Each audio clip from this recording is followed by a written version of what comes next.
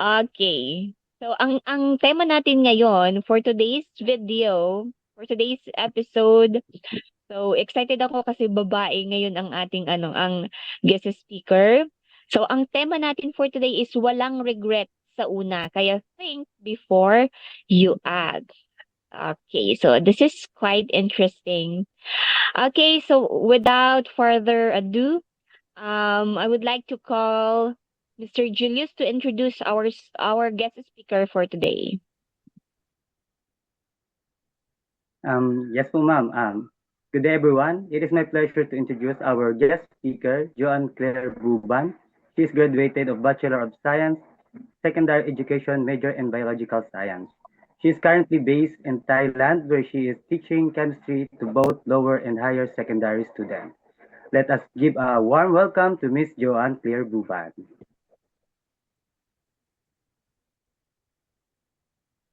Yan, hello po. Dinig po ako ng maayos, malinaw. Yes po, ma'am. Good afternoon, Ma'am Joanne. Good afternoon po, Ma'am Abby, Ma'am Jane, and Sir Julius. And salamat po sa Diyos sa pagkakataon na makabahagi po sa ganitong talakayan. At honestly po, lagi kong dinedecline si Ma'am Grace kapag ini-invite niyo po ako sa mga as a guest speaker.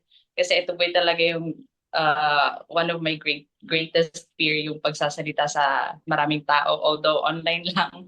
Pero since yung pag-uusapan po natin ngayon is about po sa Biblia at alam kong may matutulungan tayo na lalo na sa mga kabataan ngayon na talagang fragile, kumbaga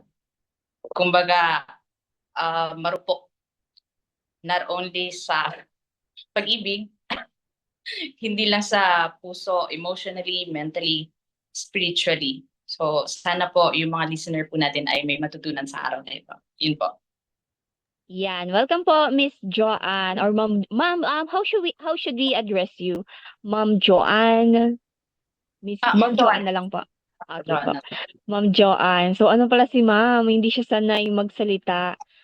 Oh, today, Ma'am, you are going to conquer your fear. Okay.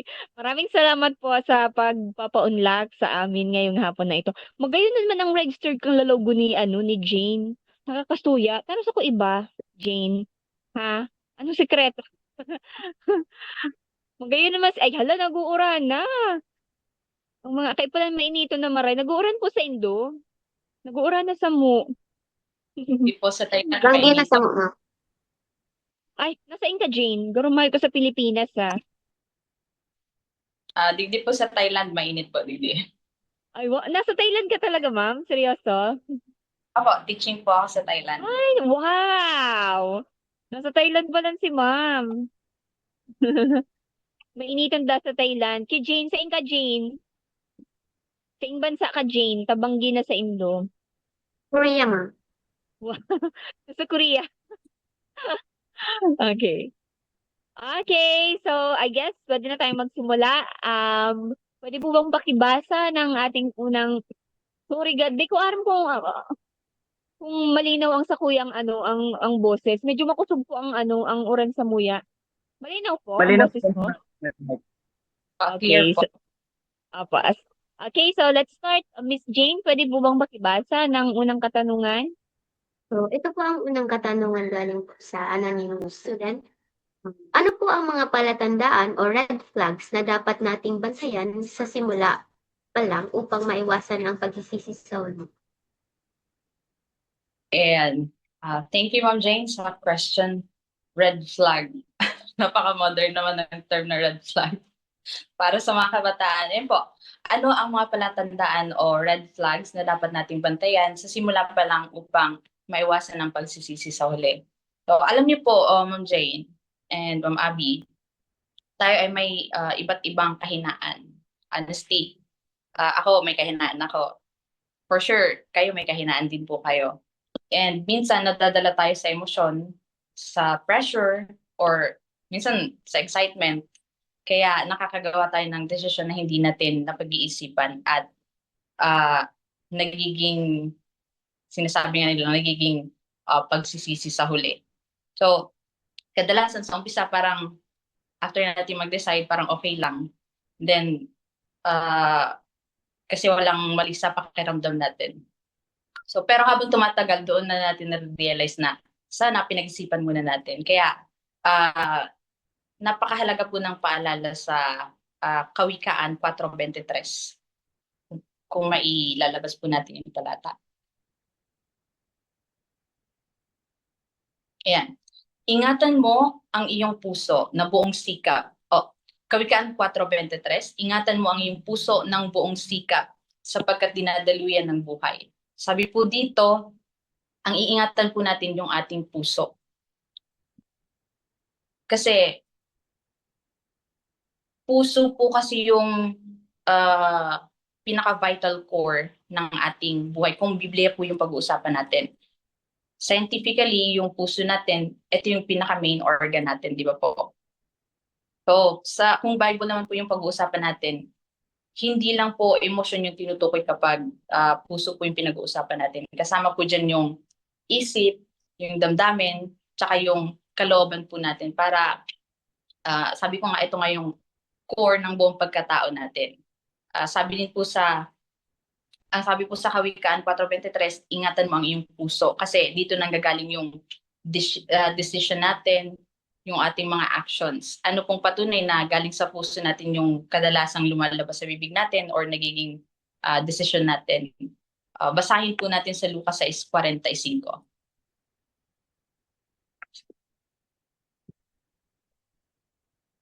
Ayan.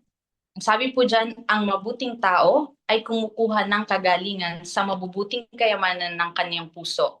At ang masamang tao ay kumukuha ng kasamaan sa masamang kayamanan, sapagkat sa kasaganaan ng puso ay nagsasalita ang kanyang bibig. So yun po. Ito po yung patunay na nanggagaling sa ating puso. Kasi kung ano po yung laman ng ating puso, yun yung lumalabas sa ating bibig. Halimbawa, si Sir Julius, may tulong crush. Pero mas nababanggit niya, may nababanggit siyang specific na name, hali duman sa tulo. So may hili mo, kung yung pinaka-crush na duman. Diba, Sir Julius?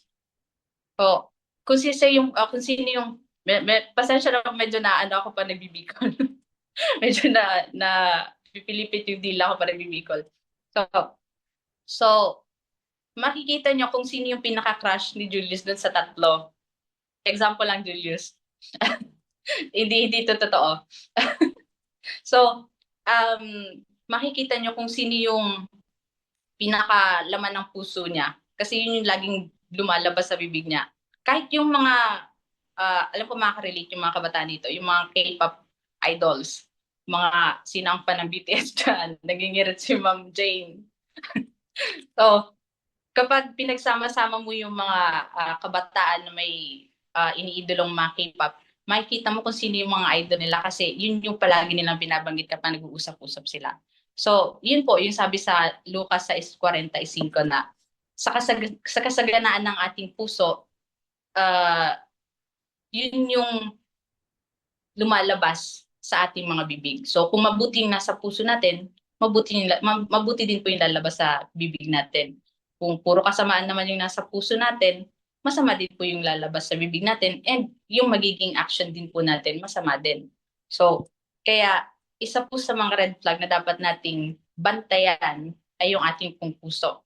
Kasi sabi ko nga, lahat ng nasa pagkatao natin, nanggagaling sa puso. So, lahat ng lalabas sa bibig mo, yun yung yun yung nasa loob ng puso mo. Pero, sa science naman po, meron din naman po tayong mga dapat bantayan. So, kung sa Biblia, puso yung pinapabantayan sa atin, sa science po, meron din pag-aaral na isa sa mga dapat nating bantayan is yung pagiging impulsiveness natin. Yung biglang nagdedesisyon dahil sa emosyon. Yung galit ka, bigla ka nakapagbitaw ng bigat na salita. So, out of emotion po yun or pagiging impulsiveness. So, isa yun sa mga dapat nating bantayan. Kapag galit tayo, huwag agad magbibitaw ng mga salita. Kasi, for sure, hindi mo na mababawi kapag nakapagsalita ka. Di ba po, Ma'am Abby? Yes po, I totally agree with that, Miss Joanne. Ay, Ma'am Joanne, sorry. So, isa pa po sa mga dapat natin bantayan according sa science is yung pressure. Kapag nasa under pressure po tayo, minsan magulo yung utak natin, hindi tayo nakakapag-decide ng maayos. Lalo-lalo na sa mga kabataan ngayon.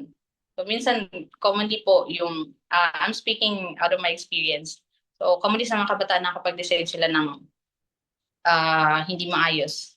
Lalo na kapag under pressure sa school, madalas nape-pressure yung mga kabataan. So, minsan, hindi na gumagana ng maayos yung mga brains natin. Kaya, dapat isa po yun sa ating bantayan. Isa pa, inconsistency. Kapag may hindi tugma sa sitwasyon, kailangan mag-check po tayo kapag parang iba to. So, minsan po kasi yung mga nararamdaman tayong kutob. Kung familiar kayo sa kutob, hindi natin mag-sin, parang may mali. Di ba po? So, kapag meron po tayong ganung pakiramdam, pause po tayo. So, ano po yung, ano nga po ulit yung tatlo? Yung tatlo po nating dapat bantayan, according sa science, yung impulsiveness, pressure at inconsistency po. So, sa Biblia naman, yung ating puso. Yun po yung red flag na dapat nating bantayan. Kasi, hindi lang yung simpleng pakiramdam din po natin yung dapat maging, hindi ko mahanap. Ito po yung problema ko pa nagsasalita ako. May mga term akong nakakalimutan. Mental block. So, kung alam niyo po yung term, pakisabihan po ako. Pero, yun po yung apat po na nabanggit ko. So, kaya ang importante po, kung may mga kutob tayo, minsan huwag nating i-ignore yun. Kasi sa Biblia, ginagamit din po yun ng Diyos para paalalahanan tayo or warningan po tayo. Mga kababaihan, girls instinct. Ayan. So, Trust your instinct. trusted. So, yun po.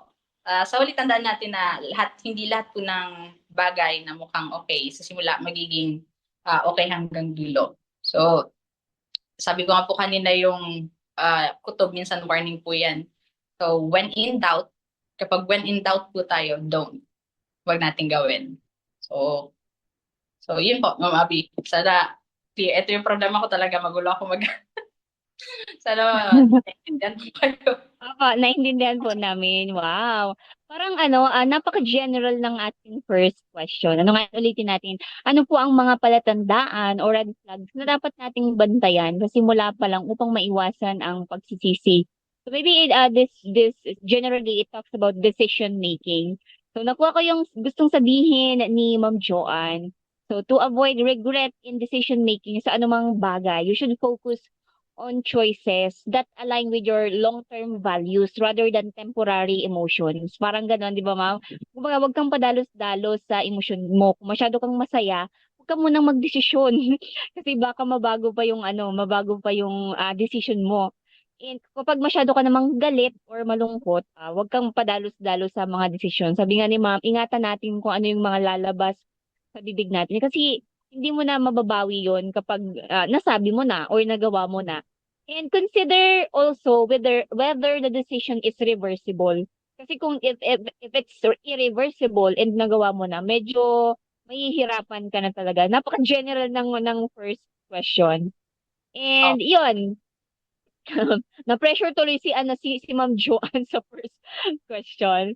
So, thank you so much, ma'am, for your insight about our first question. So, sana nasagot po ng malinaw ang ating unang katanungan. And siguro kabataan ang nagtanong nito, Ma'am Joanne, kasi napaka-modern yung ginamit niyang term na red flag. Yes po. Okay, ano masasabi mo doon? Miss Jane. Ikaw ba may mga pagkakataon ba na kailangan mong magdesisyon and mali yung desisyon na napili mo? Yes po, kapag yung alam ko kasi dapat sundin mo yung puso mo. Kasi po, siyempre, di ba? Kapag nagbulan ka na, sundin mo lang yung puso mo, ganyan. Pero mali po pala yan. So, dapat po, sabi nga po, nakarelate po ko dun sa science. So, syempre po, as a science major, talaga totoo po talaga yan na yung dapat nating iwasan is impulsiveness, pressure, and ano nga po pala yun, yung emotions. Yan. Yan po. Inconsistency. Opo, inconsistent. Yan, garo ka man lang kayan mabakal ka ning ano ning panira sa sentro. Pag duman mo sa sentro, ang gusto mo manok. Tapos pag abot duman na kailing kang karne, gusto mo na bala ning karne. Pag bigla mong binakal si karne, pag abot mo sa harong, gusto mo pala talaga si manok o nagsisi ka na, di ba? O, yun yung tinatawag na impulsiveness, nadala ka sa emosyon mo, sa mga nahihiling mo, sa mga sabi-sabi kang ibang tao, sa trend. So we should be careful with our decision making. Okay, so let's proceed to our next question, Sir Julius. Yes po, ma'am. Ito po, Ate Joanne. So, paano po natin malalaman kung ang isang desisyon ay bunga ng emosyon o bunga ng masususing pag-iisip? Yan po. Ayun. Parang yung unang part related na dun sa una nating question. Pero sige, pag-usapan pa rin natin. Paano natin malalaman kung yung isang desisyon ay bunga ng emosyon o bunga ng masusing pag-iisip? Minsan, akala natin tama. Yun nga, kapag akala natin tama dahil sa pagdesisyon natin out of our emotion, um, I'm out of. Sige po. Sabi sa Jeremias 17:9,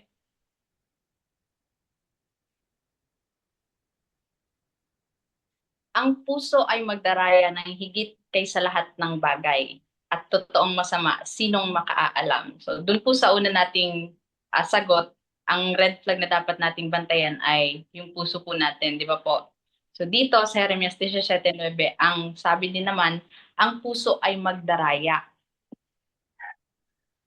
So, ibig sabihin po, hindi lahat ng nararamdaman natin ay tama. Yung sabi nga ni Ma'am Jane, sa kung ano yung laman ng puso, yun na yun. So, ang sabi po dyan, lahat ng bagay ay totoo, masama, sinong makaalam. Just lang po yung nakakalam ng ating puso.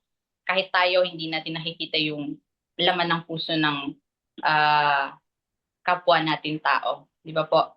So, Sir Julius, nakikita mo ba puso ng kapwa-tao mo? Hindi po, ma'am, Ate Joanne, hindi po. So, yun po. Pero, minsan malalaman mo kung ano yung laman ng puso niya sa pamamagitan ng lumalabas sa bibig niya. So, pero dito po sa tanong natin, paano natin malalaman kung kung ang isang desisyon ay bunga ng emosyon? So, basahin po natin yung Kawikaan 19:2.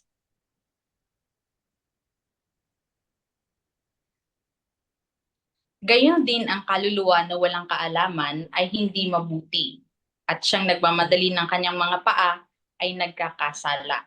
So dito po sa Kawikaan 19:2, kapag minamadali natin ang desisyon, sabi po dyan, at siyang nagmamadali ng kanyang mga paa ay nagkakasala.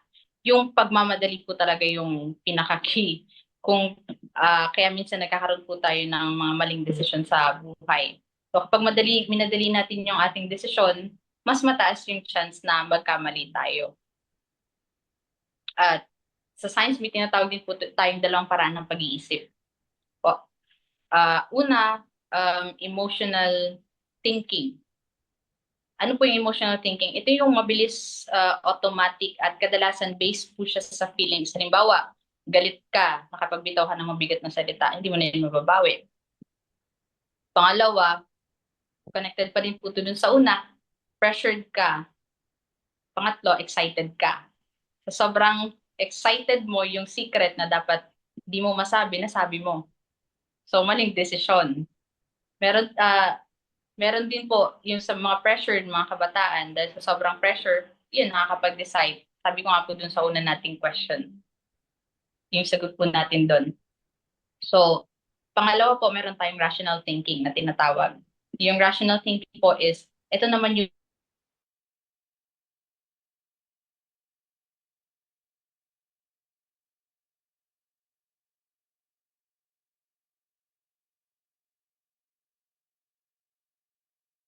natin malalaman kung alin ang ginamit natin doon. Malaman kung yung isang desisyon ay bunga ng emosyon o bunga ng masusing pag-iisip. So malalaman po natin kung galing sa emotional o galing sa emosyon yung ating desisyon, kung ito ay mabilis, bunga ng urgent situation, or dahil sa mataas na emosyon and hindi mo naiisip o hindi mo naiisip yung magiging consequence. Sinabi mo lang, kahit anong mangyari, ito yung magiging decision.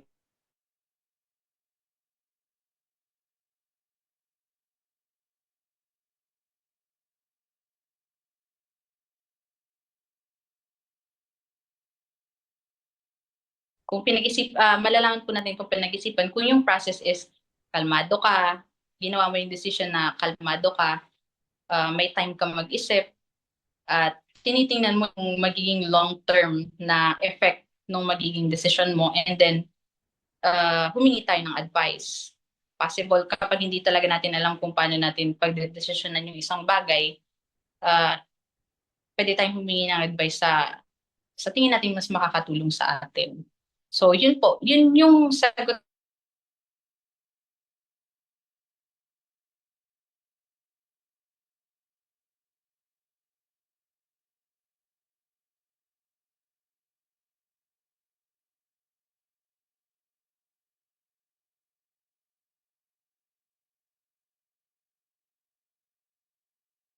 Yung magiging possible long-term consequence ng ating magiging decision. So, Okay, thank you so much, Ma'am Joanne. So tama si Ma'am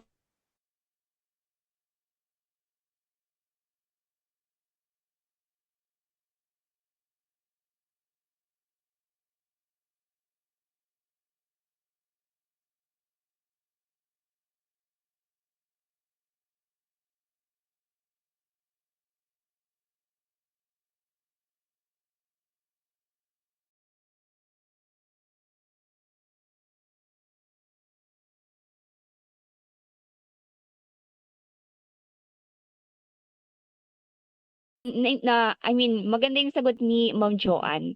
So tama si Ma'am. So malalaman natin kung galing ba sa emosyon or sa masusing pag-iisip ang isang desisyon.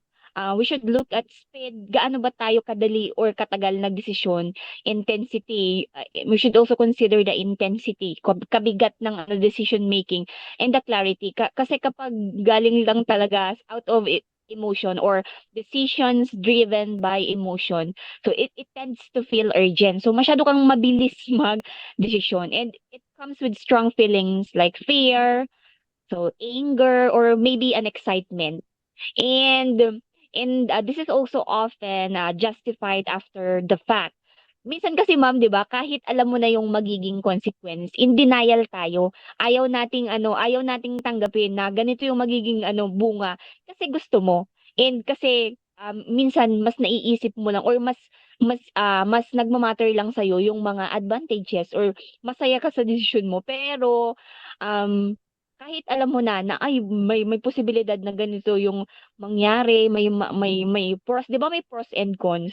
So kahit alam mo yung cons kasi nga gusto mo agad magdesisyon out of your emotion. So yun, in denial ka sa mga cons. Pero kapag pinag-isipan mong mabuti, ina-analyze mo yung sitwasyon. So dun mo malalaman na galing yun sa masusing pag-iisip. And of course, may plano ka. So kung may magkaproblema man in the future, 'di ba? May alam mo kung ano yung dapat mong gawin kasi may plano ka na, pinag-isipan mo ng mabuti. So napakaganda ng ating second question. So this is about decision making. So I guess sana nasagot natin na kung sino man ang nagbigay ng pangalawang katanungan. Thank you so much po for sending your question. So let's proceed to our third question, Miss Jane. Narinig po ba ako? Nakatagal ko na pala nung narinig pa. Yes po, Miss Jane. So, ang pangatlo pong katanungan ay, Rule of thumb po ba na palagi tayo na dapat may plan B o contingency plan kahit gaano kaganda ang ating plan A? Ayan, thank you po Ma'am Jane. Rule of thumb, medyo hindi ako familiar sa rule of thumb, pero if tama po yung pick up ko. Rule of thumb po ba na palagi tayo dapat may plan B o contingency plan kahit gaano kaganda ang plan A natin? Maganda yung tanong kasi lalo na sa panahon ngayon, kapag may gagawin tayo dapat nakaplano, di ba po? So minsan, akala natin okay na yung plano natin, wala na tayong plan B. Ito po, out of my experience, kapag may gagawin ako isang bagay, lagi akong may plan B, plan C. Kahit hanggang ilan pa yan, basta lagi akong may another plan in case na hindi ito mag-workout. Pero dito po sa tanong natin, basahin po natin yung Kawikaan 16:9.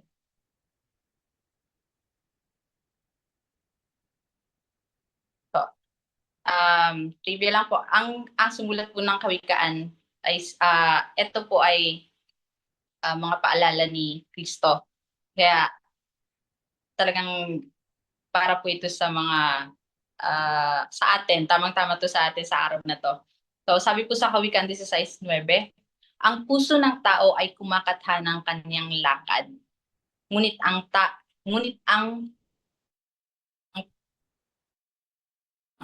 So sabi po dito, pwede tayong magplano kasi tayo yung kumakatha ng lakad natin, tayo yung nagpaplano ng lakad natin eh. Pero ang sabi po dyan, ang Panginoon ang nagtutuwid ng kanyang mga hakbang. So, ang Panginoon ang nagtutuwid ng kanyang mga hakbang, ibig sabihin po, hindi natin kontrolado ang lahat ng mangyayari. Kahit nagplano tayo, okay na to, maganda na yung plan, sana hindi na to magkakaproblema. Hindi po ganun. Kahit pinagplanuhan natin ng maayos, Diyos po ang nagkokontrol ng buhay natin, ng mangyayari sa hinaharap. So, kahit may plan A tayo, kahit maganda, may plan A, plan B, kahit maganda yung plano natin, face the reality. Hindi natin kontrolado yung mangyayari. So, sabi din po sa Lucas 14:28,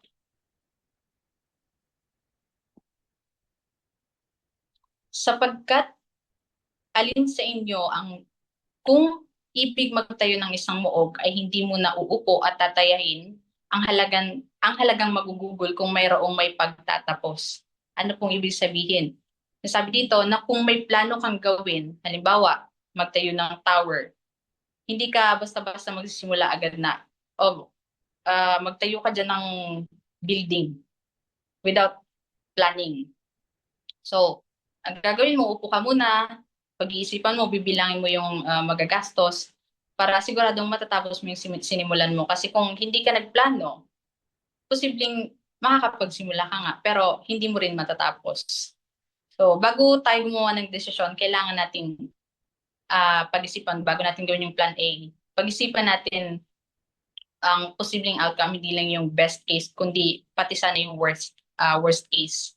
So, kapag nagpaplano tayo, just may plan A tayo. For me, mas kalmado ako kapag experience ko yung i-share ko, Ma'am Abby. So for me po, kahit may plan A ako, siguro para sa iba, kakaiba to. Para sa akin, kapag nagpaplano ako, hindi yung best outcome yung lagi kong iniisip. Ang lagi kong iniisip is worst case. So in case na mangyari yung worst case, may plan B na ako.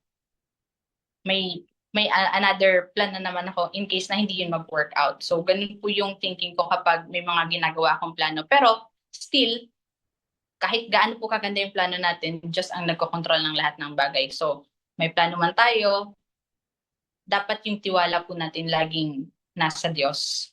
Kasi kung hindi po dahil sa Diyos, hindi natin matatapos ang isang bagay. Kung, okay na to, magaling yung pagkakaplano ko, hindi to mag-fail. Hindi po dapat ganoon. Kasi sabi ko nga, Diyos ang ang sabi po doon sa Lucas 14, hindi po, doon sa Kawikaan 16:9. kahit gaano kaganda yung plano natin, Diyos ang kumokontrol o siya yung nag-guide sa lakad natin. So, yun po, Ma'am Abby. Okay, thank you so much, Ma'am Joanne. Okay, so sa ating third question naman, it's about planning. Okay. Ako kasi personally, di ko alam kung nature ba 'to ng mga babae. Mahilig talaga akong magplano. Halimbawa, birthday ng anak ko, siguro mga 6 months or 5 months ahead pa. Naiisip ko na yung mga plano, saan ba i-celebrate, paano kung umulan, paano kung mainit, masyadong mainit, saan ang venue, anong gagawin. So, yes, nararapat na tayo ay may siguro hindi lang plan B, pero plan C, D, E, F, G. Okay, and most importantly, matuto tayong magtiwala sa plano ng Diyos more than our plans.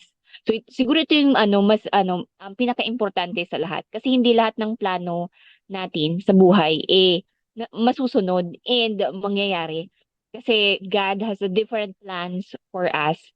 And more than our plans, we should believe in Him, and of course, yun nga, maging handa tayo sa mga darating na na mga bagay-bagay sa buhay. Okay, so yes, Ma'am Joanne. May dagdag ko lang po, may naalala ako. Ito, regarding po sa science, kasi may tinatawag po tayong risk management. Di ba po, familiar din po kayo doon. So, yung risk management po is, ibig sabihin, dapat may another tayo. And at nakakatulong din po sa anxiety reduction kapag may plan B, plan C, plan D tayo hanggang Z pa yan. So kasi kapag plan A lang tapos wala tayong plan B, plan C, paano kaya kung hindi ito mag-work? Andiyan na yung anxiety, yung overthinking, hindi ka na makakapag-isip ng maayos. So, ang importante po, may backup plan tayo. Those, ang Diyos po yung nag-guide o nagko-control ng mangyayari. At least may ginawa tayo. May ginawa tayong preparation. Then, kahit may plan B hanggang Z tayo, dapat yung commitment natin sa plan A, andun pa din. Kahit na hindi mag-work yung plan A natin, dapat ginawa natin yung best natin doon. So, although sabi nga natin hindi lahat ng talagang lahat ng bagay Diyos ang nagko-control. May mga bagay na may sinulat po akong kanta, nararatel ako. May sinulat po akong kanta na about sa Roma 8:28. Naalala ko lang. Paborito ko po itong talatang to. Ang sabi po dun sa Roma 28, alam at nalalaman natin na ang lahat ng mga bagay ay nagkakalakip na gumagawa sa ikabubuti ng mga nagsisiibig sa Diyos. Sa makatuwid bagay niya ang mga tinawag, alinsunod sa kanyang nasa. Sabi po sa Roma 8:28, lahat ng bagay ay nagkakalakip na gumagawa sa ikabubuti ng mga nagsisiibig po sa Diyos. Ibig sabihin po, kahit hindi nangyari ang gusto nating outcome, may dahilan po ang Diyos doon. Minsan, redirection, minsan, protection, minsan naman, preparation po para sa mas better in the future. So, yun po yung dapat isipin natin na kapag hindi to nag-workout, wala na. Lost na ako. Hindi po dapat ganun. So, yung nasulat ko po kasi is lahat ng bagay ay may dahilan. Lahat ng nangyayari sa atin may dahilan. Minsan hindi natuloy. Ikaw, Ma'am Abby, for sure, may dream ka na makapag-travel. Di ba po? So, nandito na yung dream mo, nakapag-ipon ka na, may ticket ka na, ready to flight na. Nung biyahe ka na papuntang airport, na-traffic ka. Sabi mo, wala, ilang oras na lang flight ko na. And then, pagdating mo, hindi ka agad nakapasok, naiwan ka ng eroplano. O hindi nag-workout yung plan mo. Pero, after hindi naman natin hinihingi ito, kaya halimbawa lang po ito, pag-take off ng eroplano, nagkaroon ng aksidente. So, hindi natuloy yung dream mo, pero nakaiwas ka sa aksidente. So, minsan yung mga delays po is protection po sa atin. Meron din naman, ako, pangarap ko maging nurse or doctor, pero napunta ako sa teaching. So, ito, alam ko ito yung binigay para sa akin, mapunta ako sa teaching. At sa ibang tao naman po, meron namang preparation para sa for the better. Mas marirelate ko sa mga teachers din po ito kasi merong nag-try mag-apply sa bansang gusto niya, pero hindi siya nakuha. And then, after a year, piniprepare lang pala papunta sa ibang mas better na bansa. So, yun po, Ma'am Abby. Naidagdag ko lang. Wow, thank you so much, Ma'am Joanne, for sharing your experience with us. So, I hope na nasagot natin yung pangatlong katanungan. Okay, so next, let's proceed to our fourth question. Sir Julius. Yes po, ma'am. Wait lang po.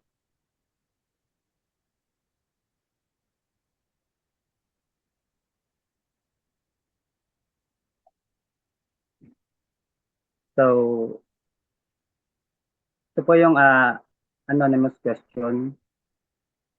Sa pagde-decide po ba, ano ang mga sitwasyon po sa kababaihan ang dapat na ingatan? At ano naman po ang mga para sa kalalakihan? Ayan. Thank you, Sir Julius, sa question. Kung tama po yung pick up ko, may relate akong tanong dito. May isang tanong na madalas kong naririnig. Yun ay, may factor nga ba ang gender sa pagdedesisyon? Mas magaling nga ba mag-decide yung mga lalaki? Tama ba, Sir Julius? O mas emotional? Sige. Sa lalaki po kasi ma'am, pag nag-decide talaga sila, yung parang yun na yun, yung decision nila, yun na talaga yun. Parang wala na silang parang direktahan na sila. Pero pag sa babae kasi, marami silang, bago sila mag-decide, nag-overthink muna sila. So yun lang Grabe po ka yung naman, Julius. Pero alam mo, Ma'am Joanne, I totally agree with that. Ang mga lalaki kasi, nasasabi ko kasi ako, mama, may asawa na ako. Pag sinabi niyang t-shirt ang susuotin niya, t-shirt talaga yan. Hindi mo na talaga mababago yan. Okay. Continue, Ma'am Joanne. Sorry po. Ayan, sabi ka naman sa overthinker, Sir Julius. Totoo ba, Ma'am? Overthinker ang mga babae sa pagdedesisyon? Uy, talagang clear si Julius sa yes niya. Ayun po. Pero, kung titingnan kasi natin sa Biblia, pareho lang ang paalala sa lahat. Walang mas tama ang babae, walang mas tama ang lalaki. Basahin po natin sa Jeremias 17:9 na nabasa na natin to kanina. Ayan, ang sabi po dyan, ang puso ay magdaraya ng higit kaysa lahat ng bagay at totoong masama sino ang nakaalam. So, ang bilin po sa Biblia, pareho po ang paalala sa lahat. Ano po? Ang puso ay magdaraya. Ibig sabihin, pareho tayong pwedeng madala ng emosyon at magkamali sa desisyon. Minsan, sa pag-ibig, mas makaka-relate mga kabataan dito sa pag-ibig. Minsan, siya na talaga yung mahal ko. Di ba? Sir Julius? Minsan, ito na talaga. Kahit babae, lalaki, minsan nangyayari yan. So, minsan nadadaya tayo ng puso natin. Di ba po? So, pareho lang tayo yung nadadala ng emosyon sa paggawa ng desisyon. Meron pa po sa unang Korinto 15:33. Huwag kayong padaya. Ang masasamang kasama ay sumisira ng magagandang ugali. So ito hindi lang ibig sabihin or hindi lang sitwasyon yung pinapatingnan sa atin, pati ang mga taong nakapaligid sa atin. Kasi yung mga nakapaligid sa atin, malaking epekto po nun minsan or madalas, malaki po yung epekto nito sa decision making po natin. Kapag mali ang influence, kahit tama yung intention mo, pwede kang madala sa maling desisyon. So, sa tanong na ano yung mga sitwasyon na dapat ingatan ng babae at lalaki, yung mga sitwasyon, according naman, eto, ma-relate naman natin sa science para mas makarelate po yung ating mga audience.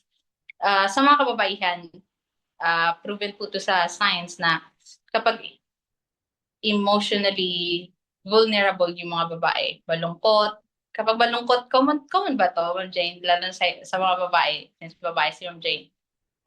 Siguro pwedeng patunayan ni Ma'am Jane to.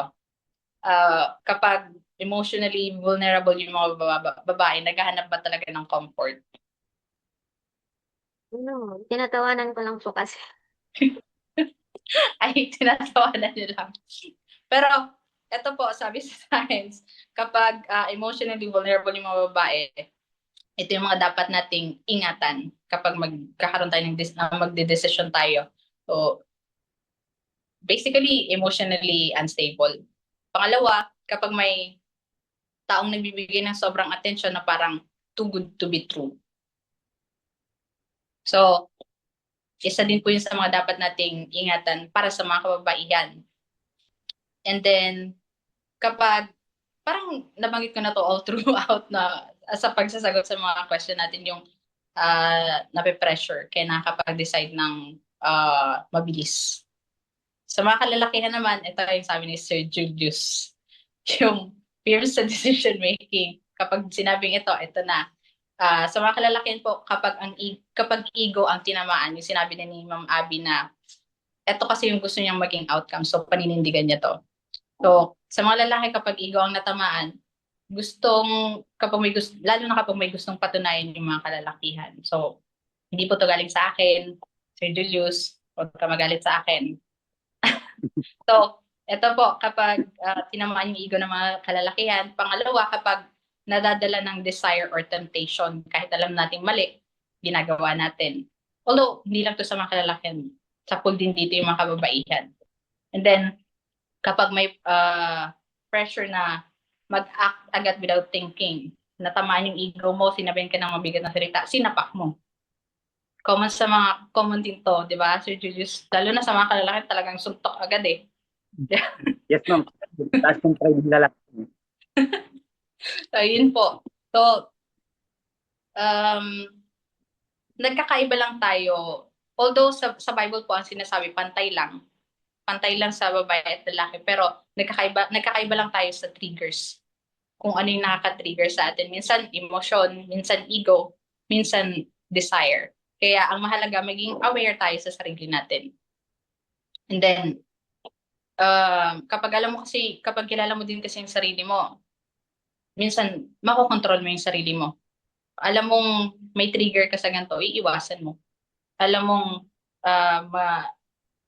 mong matitrigger ka din sa ganitong bagay, lalayuan mo.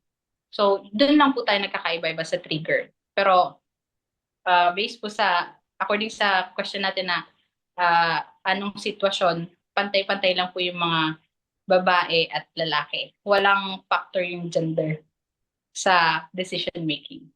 So, yun po, Ma'am Abby. Thank you so much po, Ma'am Jane. Okay, so kahit sa decision making, there is a gender equality. So walang basihan kung babae or lalaki ka. So sabi nga ni Ma'am, we should consider the three factors. Medyo natandaan ko, ego, emotion, and the desire. Magkakaiba-iba lang ng factor kung paano tayo mag-decision. And siguro sa experience na din. Di ba, Ma'am Joanne? Okay. Okay, so let's proceed to our next question, Miss Jane. Sorry, tama ba? Si Miss Jane ba? Oo, si Miss Jane. Yes, ma'am. So, ito po yung next question. So, nasan? Okay. Ano po ang dito na po ba tayo siya? Ayan, tama. Ano po ang payo mo sa mga taong padalos-dalos or impulsive dahil sa excitement ng isang bagong oportunidad? Ayan, hindi ko po napansin, pasensya na medyo late na pala tayo. Ilang minuto na lang po meron tayo, Ma'am Abby? Ang original plan, ma'am, is until 2 p.m. but we can extend siguro another 10 minutes to accommodate all the questions. Would it be okay, Ma'am Joanne? Opo. Naano lang ako kasi super late na. Medyo Unaware po ako sa oras kasi dito alas 12 pa lang. Okay po. Nasa ibang bansa pala si ma'am. Opo, so madali na lang po natin dun po sa payo sa mga padalos-dalos. Basahin po natin yung Kawikaan 2:15. 21:5.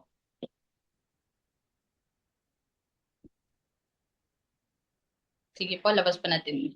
Yan, Kawikaan 21:5. Ang mga pag-iisip ng masipag ay patungo sa kasaganaan lamang, ngunit bawat nagmamadali ay sa pangangailangan lamang. So ano pong ibig sabihin nito? Ibig sabihin po, ang pinag-iisipang desisyon ang nagdadala ng maganda, pero ang madaling desisyon kadalasan may kulang o may pagsisisi sa huli.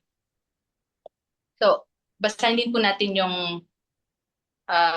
Santiago 1:19.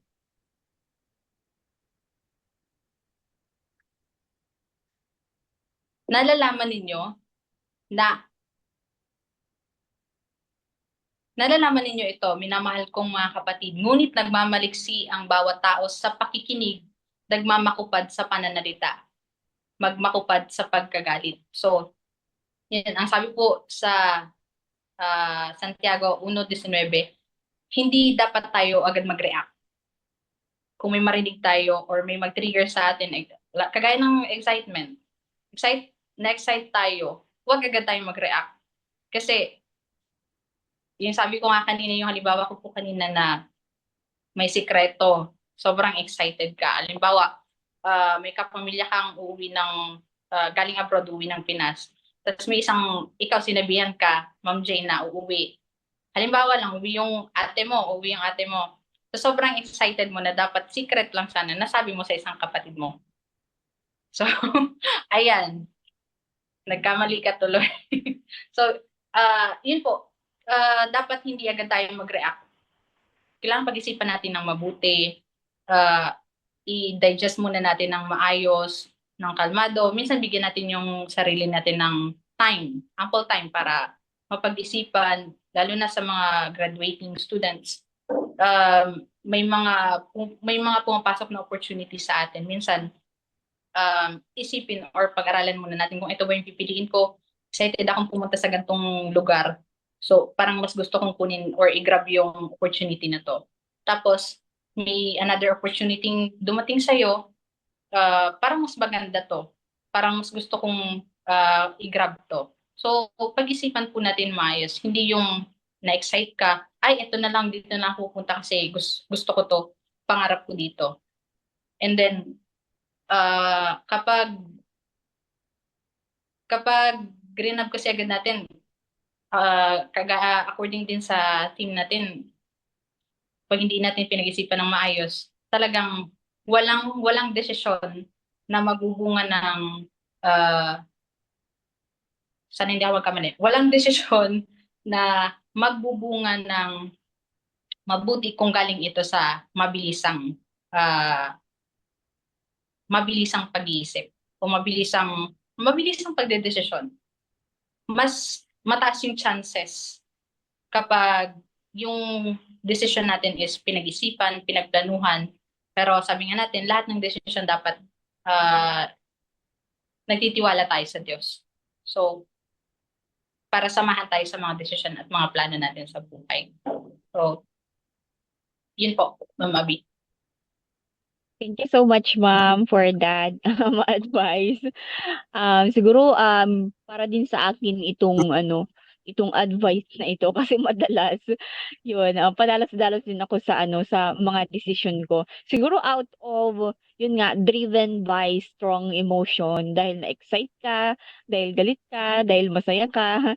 So yun, thank you so much, ma'am. Sana nasagot ang katanungan kung sino man ang nagtanong nito. Thank you so much po for sending your question. Okay, I guess we can still accommodate one more question na lang. So this will be our last question for today. And so, sino na? Sorry, na ano ako. Okay, Ako na Sir po, Ma'am. Julius. Okay. Yes po. So ito po yung another question po, Ate Joanne. So sabi nila, nasa huli ang pagsisisi. Paano po natin madadala sa una ang karunungan upang hindi tayo mauwi sa paghihinayang? Ayan. Napaka-common ng salitang to, nasa huli ang pagsisisi. Laging nasa huli ang pagsisisi. So, tingnan natin, Sir Julius. Sabi po sa Kawikaan 1:5,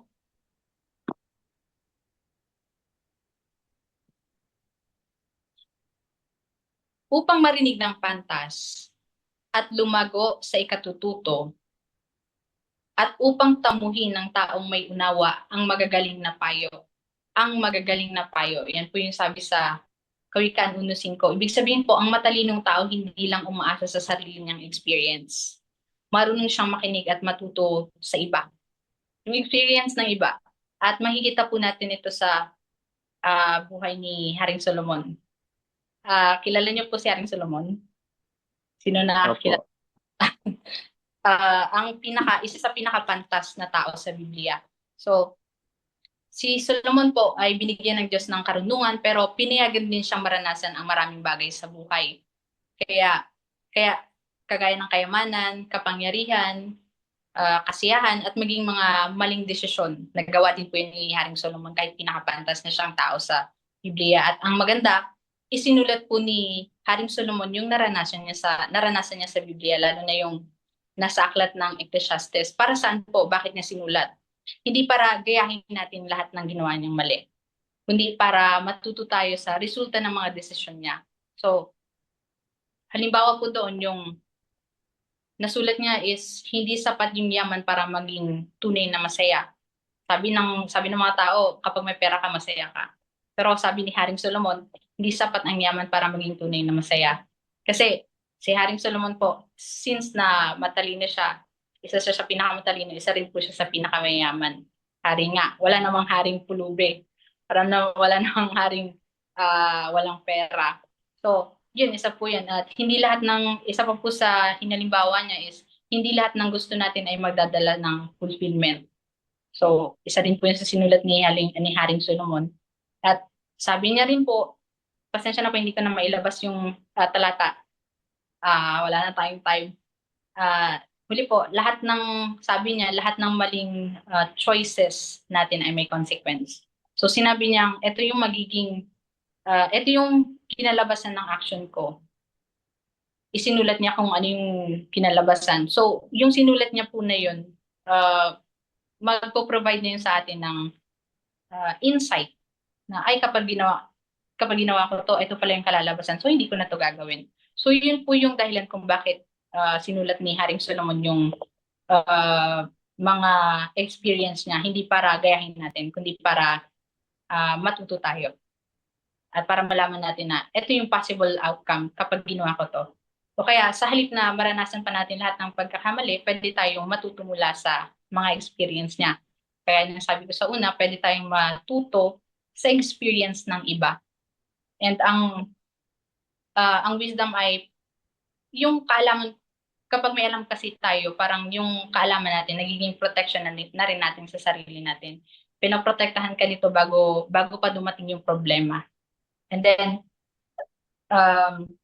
kung matututo tayong makinig, mag-observe sa paligid natin at mag-isip bago kumilos, hindi na natin kailangang umabot sa nasa huli yung pagsisisi. So, nakita mo na to sa tao, nangyari to sa kanya nung ginawa niya to.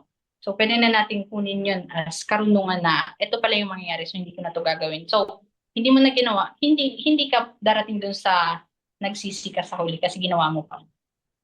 So, di ba po? So, yun po, Ma'am Abby, sana nasagot po. Thank you so much, Ma'am Jane, for that answer. And I guess this is also applies both in successes and mistakes. So, hindi lang yung pagkakamali. So, maybe you can also apply this dun sa mga bagay na makatutulong sa atin. Halimbawa, naging successful yung idol mo sa pagninegosyo. So, sabi ni Miss Joanne, you observe, you listen, and you reflect on others' outcomes. And you don't need to figure everything out on the hard way. So, hindi kailangan na ma-experience mo muna lahat ng bagay para matuto ka. 'Di ba?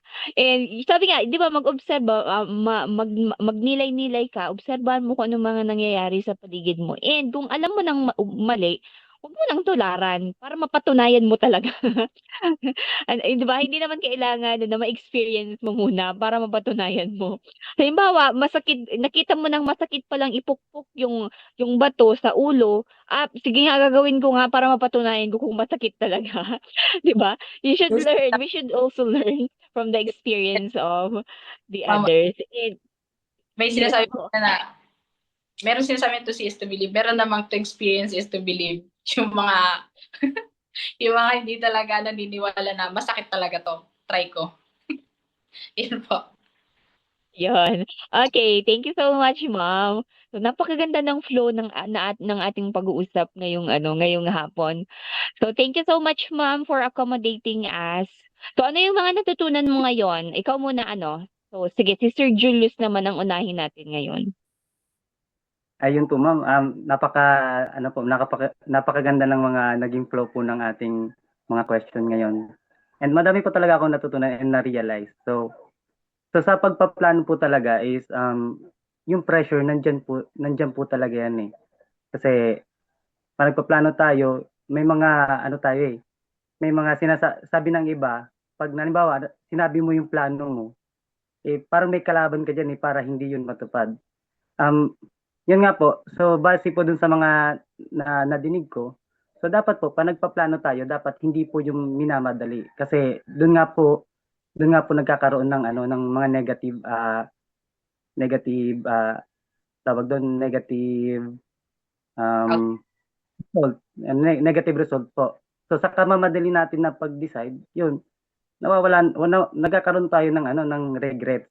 So dapat po, dapat yung pagde-decide po natin is dapat yung may masusing pag-iisip. Kumbaga nasa on process po tayo.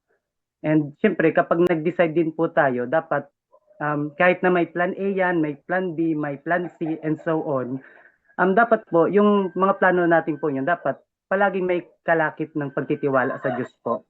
Kasi yun po talaga yung pinakainam eh. Kasi sabi nga po nga ni Ate Joan kanina na pag nagde-decision po tayo or nag-create tayo ng decision is dapat palagi natin pong ihabilin sa Diyos. So, halimbawa, kung mag-decision tayo, kung loloobin ng Diyos, ganito. So, palaging may palaging may connect sa Diyos para yung mga decision natin maging kumbaga, maging worse man yan or maging good man yung yung kinaitnan is parang handa ka na dun sa magiging result. Kung halimbawa hindi good yung result niya, maintindihan mo kasi alam mo kaya hindi pa alam mo kasi alam mo na hindi yung binigay sa ng Diyos kasi baka may may mas better pa doon. O kung ibinigay naman talaga yun ng Diyos, then go. Yun talaga yung para talaga sa iyon. So yun po ma'am, yun po yung natutunan ko and na-realize ko na dapat sa mga decision natin, dapat maging tayo, yung lahat ng decision natin ay parating nasa nakakonect sa willing po ng Diyos. Yun po ma'am Abby. Okay, thank you so much, Sir Julius. So, in other words, it's about accepting accountability. So yung gusto sabihin ni whatever the outcome is, so you are prepared for accepting accountability. Okay, ikaw naman, Miss Jane. Hello po, good afternoon po. So, ang una-una po talaga na natutuhan ko dito po ngayon hapon. So, una is yung mga decision po natin sa buhay is kailangan talaga pong pag-isipan. So, syempre po, yung mga decision po natin is makakapag-decide lang tayo if may guidance ng iba or yung mga trusted family, yung trusted friends. So, nakadepende din po yung decision making natin sa base po doon sa mga taong nakakasalamuha po natin. So, kung ano po yung kung anong klase po yung mga tao na nakakasalamuha po natin, ganun din po yung parang makaka-influence sa atin sa mga decisions po natin na mga possible decisions po natin sa mga every situation po. So, yung mga natandaan ko po kanina, yung about red flag. So, una-una po is about yung red flag daw po is yung puso natin. So, tama naman po kasi may mga bagay po talaga na sinasabi ng puso natin, parang gusto natin sundin, pero syempre, kailangan din natin ng isip. Wag lang susundin yung palagi yung puso, kundi isip din. So, next po, yung sa emotions po, about sa emotions na kapag po is nakaka-influence din po yung sa decision making natin, yung emotions po natin. Like, wag po tayong agad-agad magdesisyon kapag masaya or malungkot or galit kasi parang doon na nga po yung parang papunta na magkakamali po tayo talaga. So, about naman po sa science po, yung sabi po ni Ma'am Joanna, like, sa mga experiments po, syempre, example ko na po yung experimental research. So, sabi po ni Ma'am Joanna is need po natin ng plan A, need po natin ng plan B sa bawat decision po natin or any other plan po.